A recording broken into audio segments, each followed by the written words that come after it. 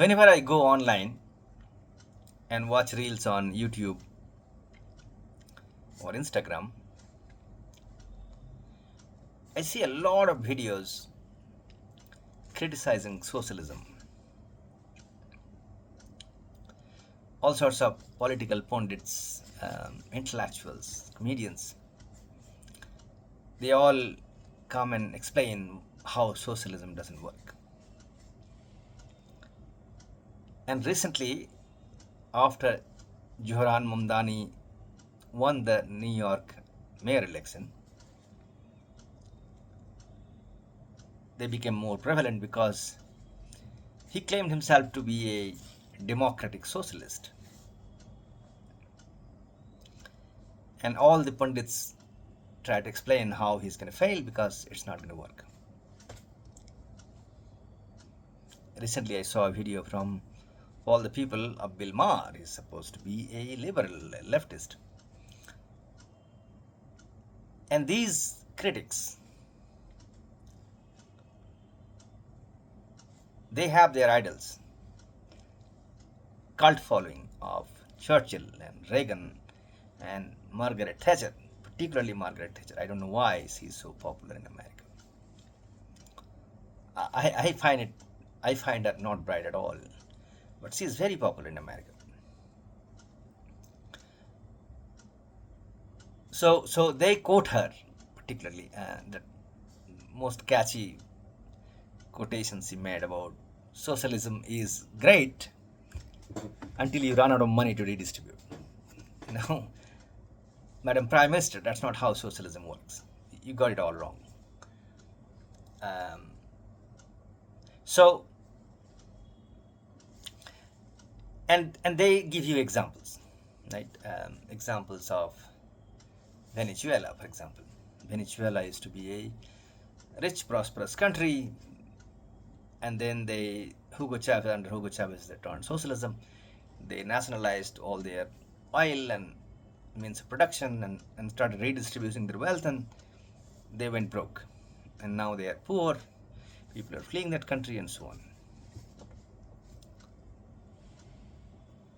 And then they'll give you another example, the reverse example of Poland, how Poland was socialist and poor, underdeveloped, and after the fall of communism, they became capitalist, and how Poland now is a success story in Europe. What they don't tell you is that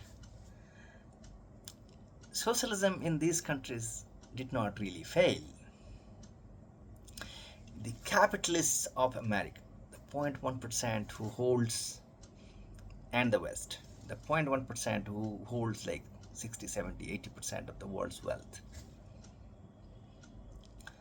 they were terrified by these success stories. And they did everything they could to destroy socialism, to strangulate them in these countries. They used their money, they used the media, they used the government, they used assassination, they fomented trouble inside this country. They did everything they could to destroy socialism in these countries.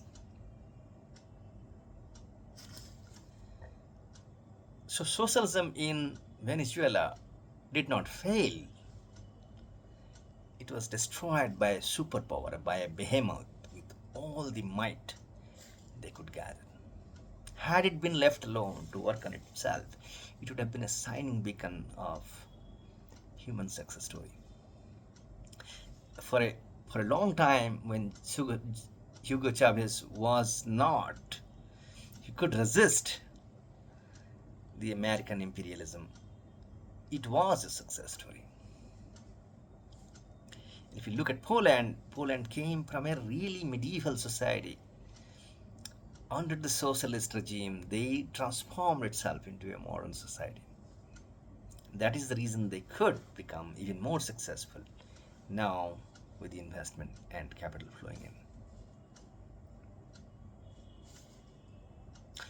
What they will also not tell you about the shining success stories of socialism in Cuba, or in Vietnam, or even in China. Take the example of Cuba. Cuba became socialist under the leadership of Fidel Castro in 50s. For the last 70 years, America, 7 American presidents dedicated their life trying to destroy, strangulate that socialist utopia at the behest of the American capitalists who are terrified by the success story of Cuba. So they did a fake invasion. They tried to assassinate Castro. They, of course, strangulated the entire island. They put an embargo. They put sanctions. They did not allow anything to go into that country. Even after that, Cuba has a better standard of living than most of the capitalist countries in the world. Even the most advanced Western democratic capitalist countries in the world. Look at Vietnam. America almost destroyed that country.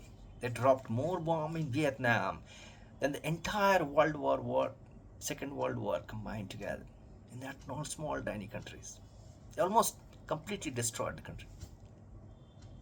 That country bounces back under the leadership, under the socialist system, under the leadership of Ho Chi Minh, and becomes such a shining success story.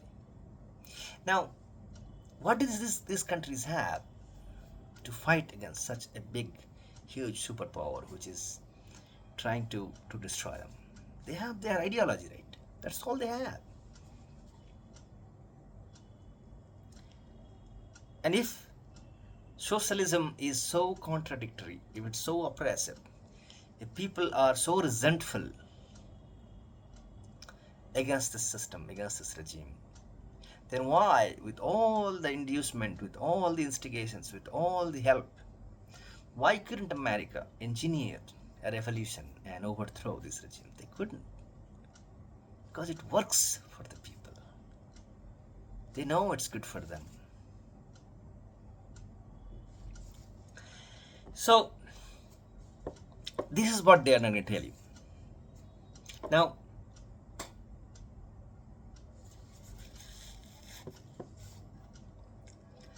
let us get to the contrast between Cuba and America, and that will give us the fundamental arguments about capitalism and socialism. See, Cuba is not wealthy. They don't have iPhone 7 or Tesla cars or palatial holiday homes and stuff like that. But they're not wealthy like Americans. But look at the lifestyle in Cuba. They have free education, free healthcare. They have social security.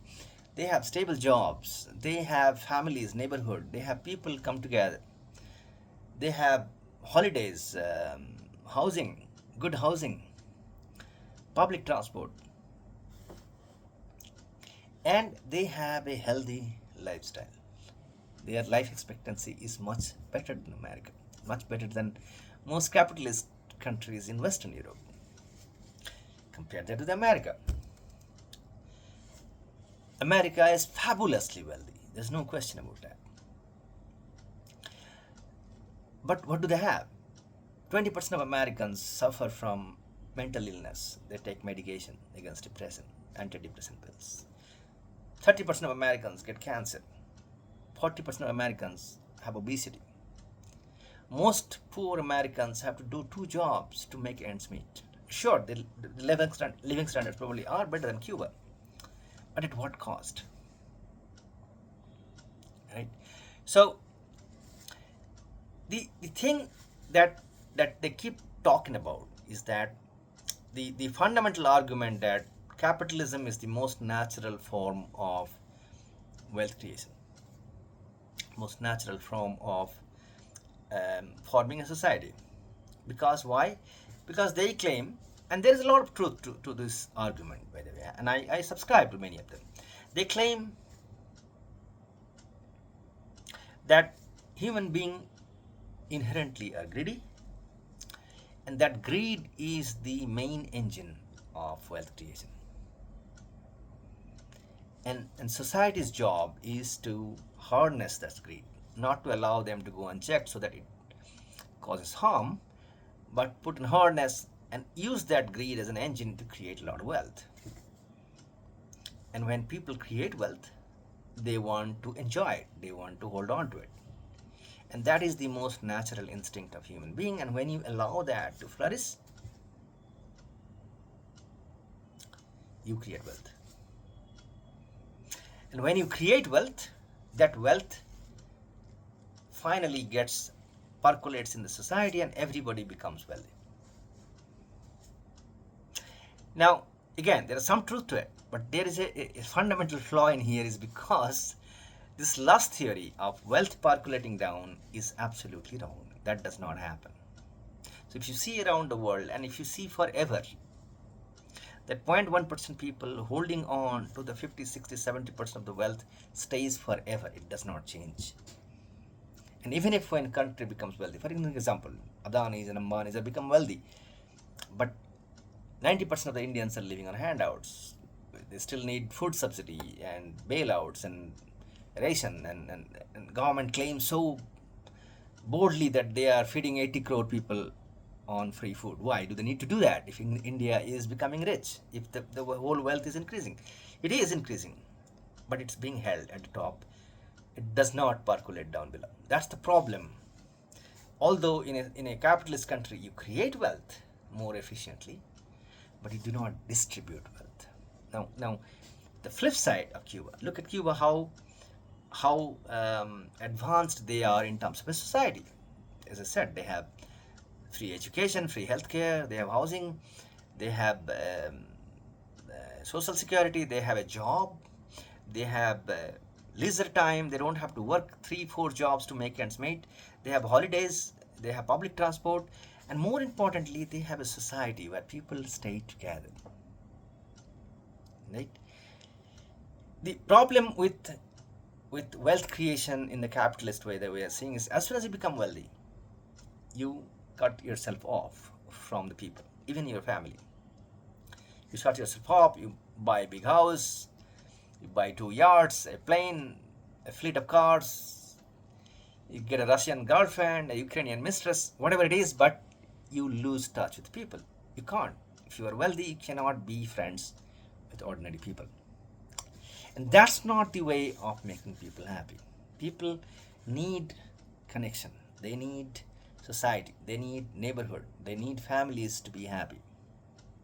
And that is the way of wealth distribution in a socialist country, to make people together and make people happy.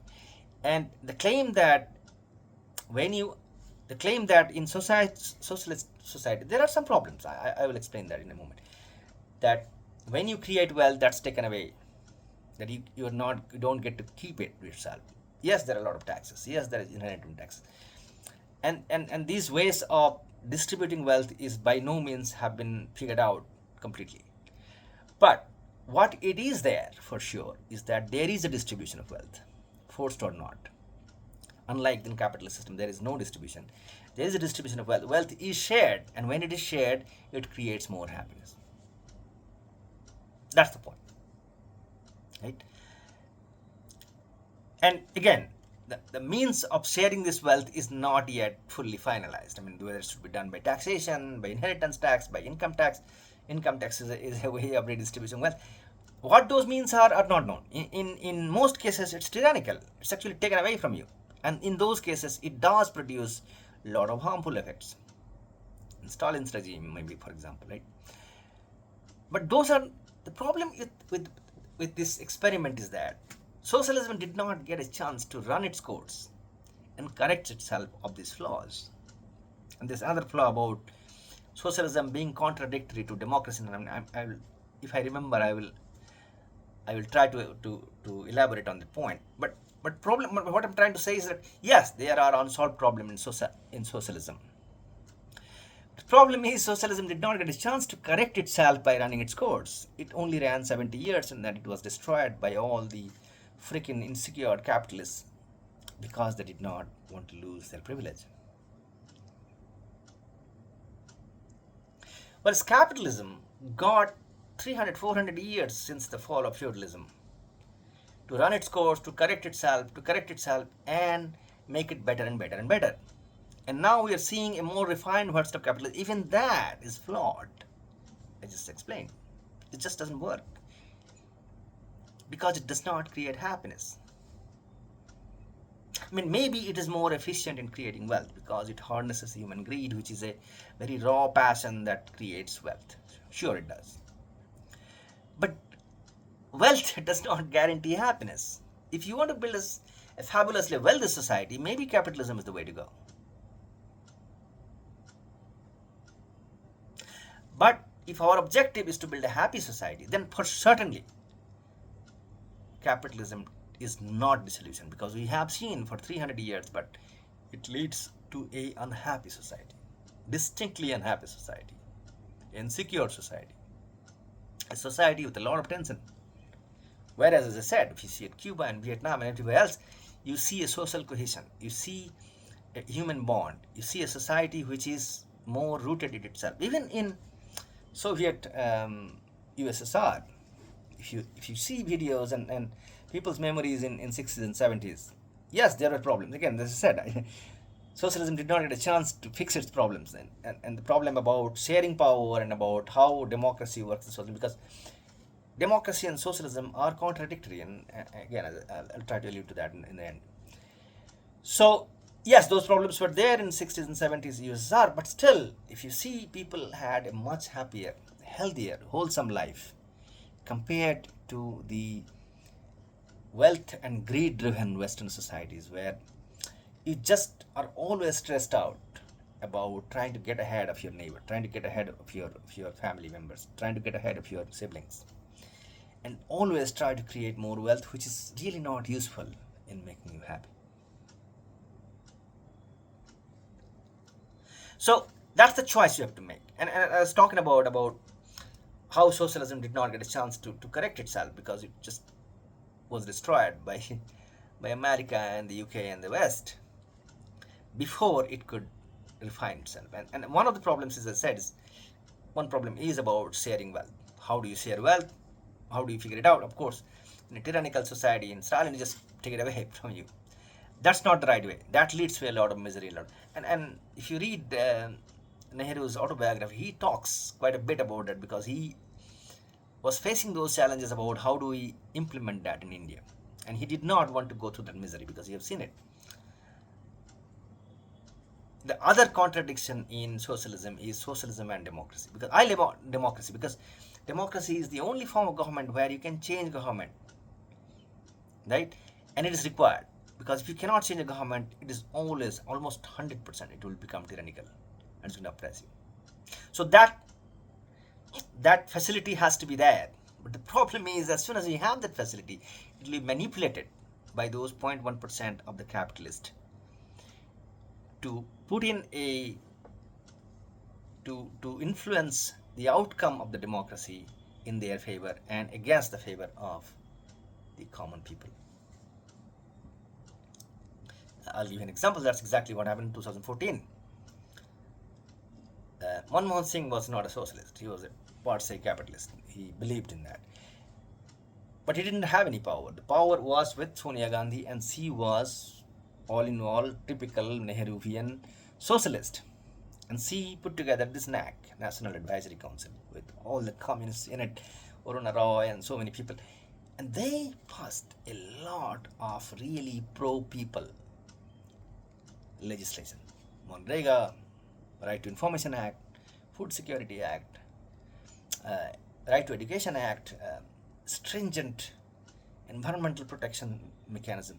All those things terrified the Ambanis and the Adanis. So what did they do? They re-engineered a election coup by propagating false propaganda about corruption. None of them are true. And they overthrow this government, they manipulate, and then they bring in a puppet which will do their bidding. Now again, there's nothing special about Narendra Modi except that he doesn't have a moral fabric and he will do anything to stay in power. Most politicians are like that. I mean, not to that extent that he is, but that's the way. So that will always happen in a democracy, because even though they are a small minority, but because they have all the power and they can manipulate election. If you have a democracy which is based on majority election, you will lose socialism. So how do you balance this together? And Nehru himself couldn't do it because he was in an democratic, and that's where the contradiction is. Democracy will not work, or at least in the form that is there, it will not work in a free society. I mean, it will not be socialist anymore because it will be manipulated. So these problems needs to be addressed, but that does not fundamentally make socialism incorrect. In fact, it re-emphasizes that it is required, is necessary, because there is no way in a democratic form of government the capitalist will give away their wealth and their privilege for the masses who doesn't have anything. So we need a change. What that change is going to is still not fully optimized, fully fathomed, fully sorted out, because we didn't get enough time to experiment, to learn, to fix, to correct itself. Before that, it was destroyed, overthrown, taken over by the capitalists. So time has come, in my opinion, for the young people to reopen that debate and say, okay, what went wrong? Let's fix those. But let's bring a society where people will be happy and not just wealthy. Because we have now figured out that wealth alone cannot make people happy. That much is for certain. Thanks for watching.